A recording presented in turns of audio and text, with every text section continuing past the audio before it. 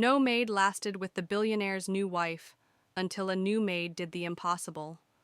When Mr. Chinedu Okafor, one of Lagos's youngest billionaires, remarried after his first wife passed away, society had plenty to say. His new wife, Amara, was stunning, the kind of beauty that made people stop talking when she entered a room. But whispers spread fast. She was impossible to work for. Her reputation in the neighborhood wasn't built on rumors alone. By the time Amara had been in the Okafor mansion for 3 months, 6 maids had already quit.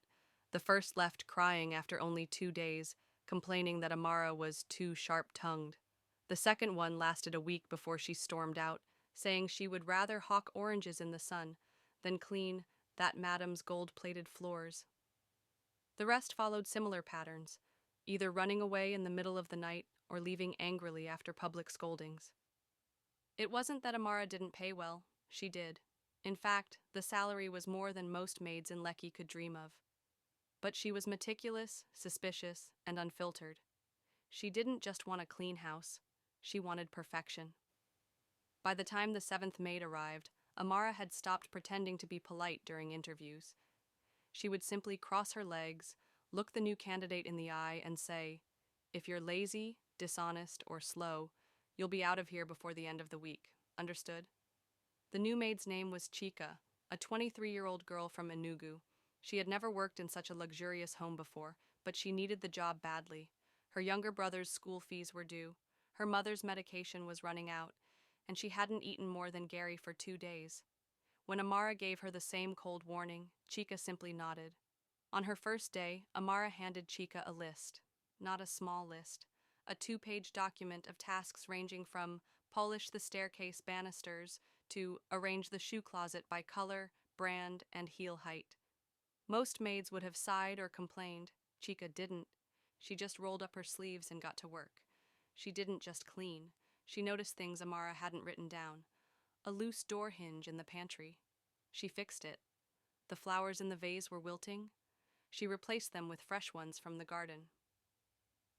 By evening, Amara walked into the kitchen expecting to find some undone work.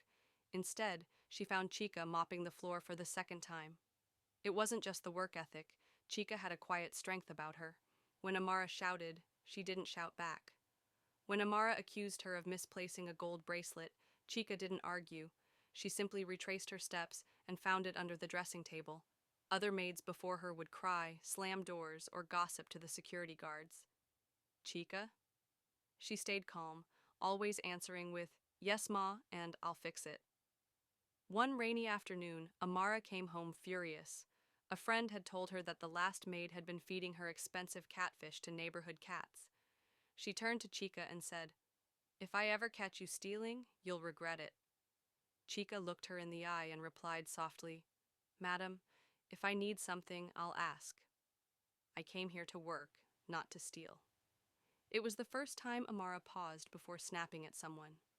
The breakthrough came one weekend when Mr. Okafor fell sick while Amara was away at a charity gala.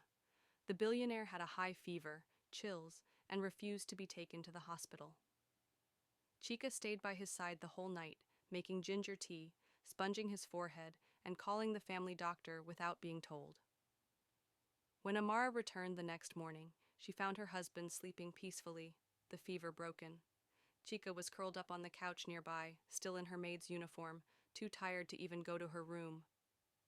Something shifted in Amara that day. She didn't say it out loud, but her respect for Chika began to grow. 3 months passed, the longest any maid had lasted under Amara. The household ran so smoothly that even Mr. Okafor noticed. He started telling friends, "This new maid? She's a blessing."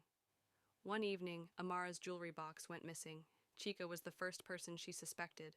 But before she could accuse her, Chika walked into the room holding the box. "Madam, you left this in the garden when you were on the phone. I locked it in my cupboard so it wouldn't get lost." For the first time, Amara said the words no maid in that house had ever heard from her.